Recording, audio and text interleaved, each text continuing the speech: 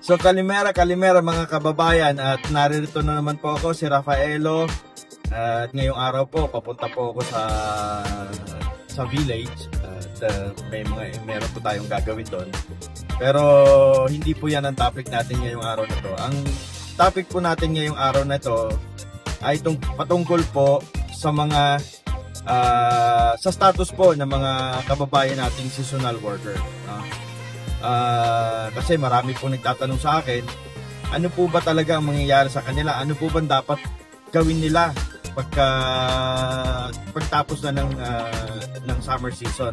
Kasi karamihan po ng mga Pilipino na nandito ngayon sa Greece, or mga bagong dating dito sa Greece, nagtatrabaho po sila sa mga hotel and restaurants, no? Alam niyo naman na ang Greece ay isang napaka sikat na tourist destination dito sa buong Europe.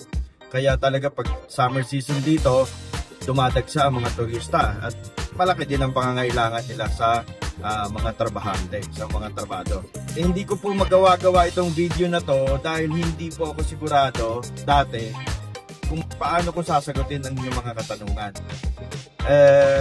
Pero nitong mga nakarang araw, nagtanong-tanong tayo sa ahensya ng gobyerno ng Greece at sa mga otoridad ng ating embahada ng Pilipinas dito sa Greece. Napag-alaman po natin, pagkatapos po ng trabaho ninyo sa hotel, kung saan man kayo nagtatrabaho, dahil seasonal workers kayo, ayon sa batas, dapat umuwi na kayo sa Pilipinas, or lumabas kayo ng Greece. Not specific, hindi naman sinasabi kung dapat pa umuwi ng Pilipinas or lumabas sa ibang bansa. Basta umalis kayo sa Greece. Yan ang sinasabi ng batas. Ngayon, meron kaming nakitang mga butas na maaaring makapag-stay ang mga seasonal workers dito. Unang-una, nakalagay sa mga staying permit ninyo, no, na 'di ba may binibigay na 3 or 5 years staying permit sa mga bagong workers dito. Ngayon naka-state doon is employment. Wala pong nakalagay na specific name ng inyong employer or companies, no? At nakalagay doon seasonal. It doesn't say anything na summer season ba siya or winter. So it means na pwede kayong magstay dito sa Greece without leaving Greece after the season. Hindi nyo kailangan na umalis ng Greece. Meron pong way na nagagawa yung mga lawyer dito na dinideclare nila na pwede kayong magwo-work na as winter season employees, hindi summer season. So pagkatapos ng summer season, iti-twist nila, gagawin nilang winter season naman. Kasi hindi naman kasi nakalagay doon sa inyong permit na pang summer season lang kayo. So yun po yung butas na nakikita nila.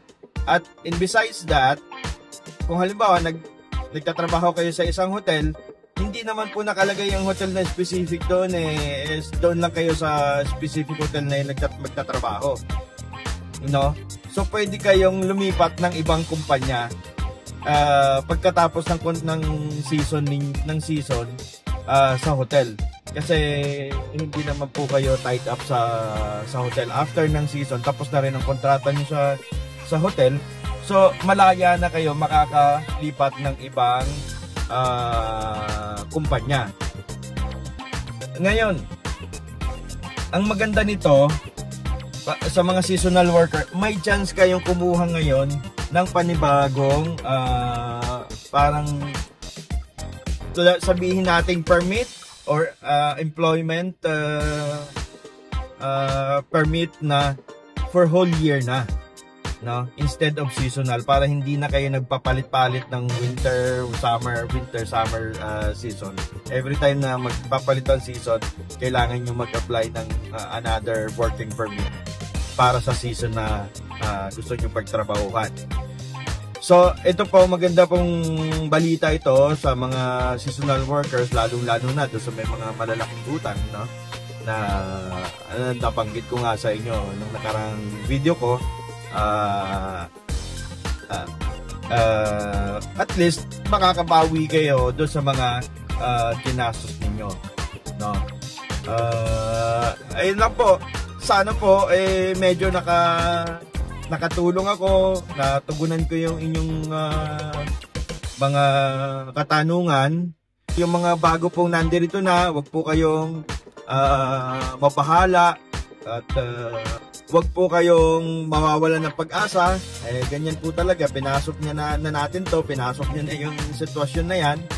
So, pangatawanan nyo na lang, maging matutong makisama sa mga katrabaho, habaan ninyo, pasensya ninyo. Huwag kayong magdesisyon ng padalos-dalos kasi medyo baka mapahama kayo, no? Baka magresulta sa hindi maganda yung inyong mga padalos-dalos na desisyon. So, yun lamang po. Ito pong muli si Rafaelo at nagpapaalam mula sa Greece.